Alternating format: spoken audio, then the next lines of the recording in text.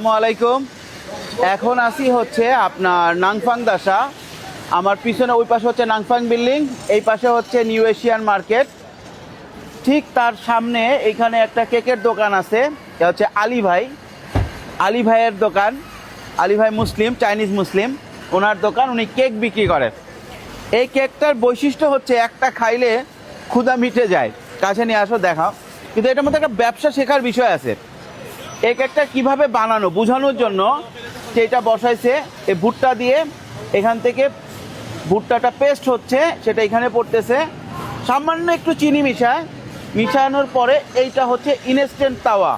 এটা চায়নায় ব্যবহার করা হয় যে কোনো কিছু ভাজার জন্য। দেখা যাচ্ছে এখানে এইটা কেকটাকে বেক করে খুব সামান্য দিয়ে বেক করার পরে এই যে এখানে স্টক করে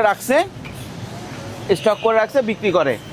5 টাকা করে নেয়, কিন্তু প্রচুর ভালো বিক্রি হয় এবং এটা চাইনিজরা এবং মুসলিমরা সবাই পছন্দ করে। এটার কারণটা হচ্ছে এর যে বিক্রি ভালো হচ্ছে, এটার কারণ হচ্ছে এটা পুরো ইনগ্রেডিয়েন্টসটা এইভাবে দেখাচ্ছে ওপেনলি, এবং এই পলিটা দিয়ে এটাও নিশ্চিত করতেছে এটা হাইজেনিক। এবং আমরা যখন আসি বা যে কেউ আসে অনেকেই এটা পছন্দ করে। খুব বেশি যে টেস্টি তা না।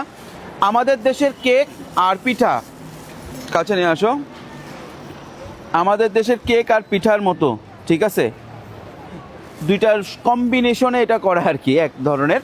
তবে মজার বিষয় দুটো এখানে, সেটা হচ্ছে আলী ভাইয়ের কেক, আর সেকেন্ড জিনিস তার বিজনেসের প্রক্রিয়া।